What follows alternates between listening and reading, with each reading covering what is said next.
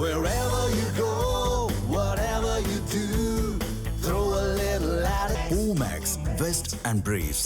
தமிழ்நாட்டில் பூரண மதுவிலக்கு கொள்கை சாத்தியமில்லை என்றும் அது உலக அளவில் தோல்வியடைந்த திட்டமாக உள்ளதாகவும் சிவகங்கை நாடாளுமன்ற உறுப்பினர் கார்த்தி சிதம்பரம் தெரிவித்தார். இது தொடர்பாக அவர் பேசியதை பார்க்கலாம்.